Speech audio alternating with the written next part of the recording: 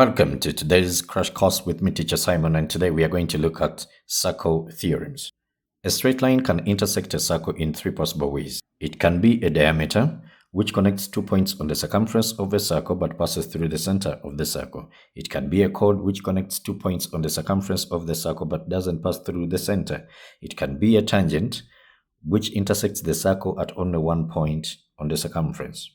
Tangent, property number 1. If I get a tangent, and I draw it meeting the circle at only 1 point, this tangent will always be perpendicular to the radius. Therefore, the angle between the tangent and the radius is a right angle. Tangent property number 2, if I have two intersecting tangents outside the circle, these two tangents will actually be equal in length. An example here, AP is a tangent to the circle. Calculate the length of OP.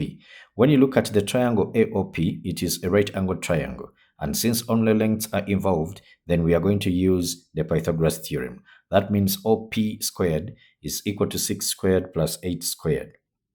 6 squared is 36 plus 8 squared, which is 64 altogether. That one gives us 100. And therefore, taking the square root, OP is equal to 10. Then part B, calculate the size of the angle AOP. Since this is a right angled triangle, and we know the opposite sign to the angle which I label here as X, this as the opposite, and then this as the adjacent. So therefore, we are going to use SOHCAHTOA. That means tan is going to be equal to 8/6. And taking the arctan of that, it gives us 53.13. Next, part C, calculate the shaded area. This one, we are going to get the area of the triangle and then minus the area of the sector. How do we get area of the sector? We get the angle it subtends at the center of the circle, and then we divide it by the total angle of the circle, which is 360, and then times pi r squared, which is the area of the circle. And then, of course, area of the triangle is a half base height. So putting all of this in the calculator, we get our answer as 7.31 to 3 significant figures. Next, chords and segments. A straight line joining 2 points on the circumference of a circle is what we call a chord. A chord divides a circle into 2 segments. We have the major segment and then the minor segment. Symmetry properties of chords. The symmetry property number 1. We are having this chord here. Any perpendicular line from the center always bisects the chord. In other words, a perpendicular bisector of any chord always passes through the center of the circle. Okay, why? Because triangle AOB we are seeing here is an isosceles triangle. Okay, symmetry property number 2. If I have two chords of the same length, they will always be the same distance from the center of the circle. If two chords AB and CD are the same length, then they will be the same perpendicular distance from the center of the circle. Find the value of X here. You know, AO is a radius, and then OB is also a radius. So this is an isosceles triangle. Therefore, the base angles of an isosceles triangle are always equal. So the X here, and then this other one here is also X. Then when we add all of them together, and we get 180, because the angle sum in a triangle is 180, we shall get 2x plus 96 is equal to 180. Then we subtract 96 on both sides. Then 2x is going to be equal to 84. And then we divide by 2. Our x becomes 42. Theorem number 1.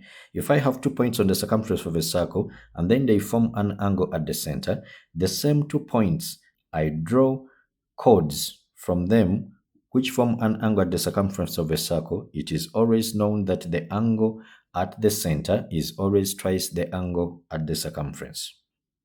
All right.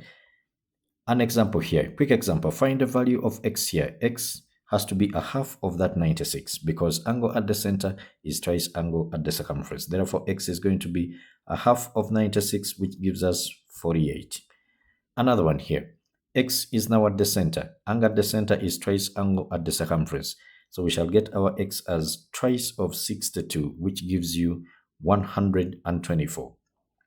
Then here, x is going to be a half of 84, which becomes 42. And then here, there is always a confusion. People think that angle at the center here, x, is the one that corresponds to this one at the circumference. No, the one at the circumference here, 104. You can see this curve that forms it. That means the angle that at the center must also be curving like it. So therefore, it has to be this y here.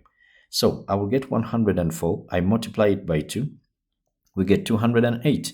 And then we know that angles at the center, angles at the point, always sum up to 360 degrees. Therefore, x is going to be 360 minus 208, which gives us 152. Next, theorem number 2. We look at the diameter or angle in the semicircle.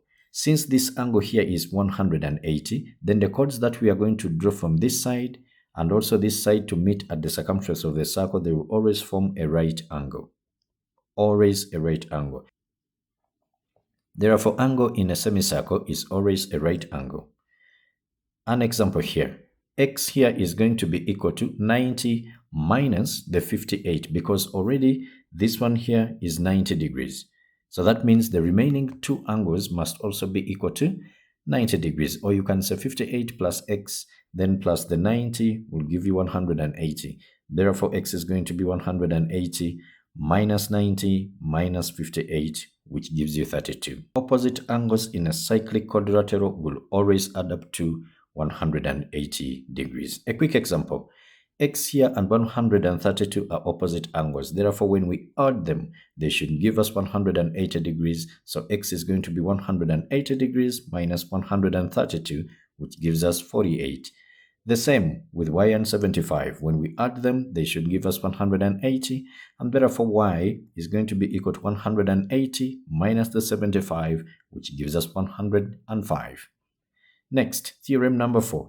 If I have one arc here and then we draw the chords from these 2 points and they form an angle at the circumference of the circle, we also draw another and then another. It is known that all of these angles are going to be equal.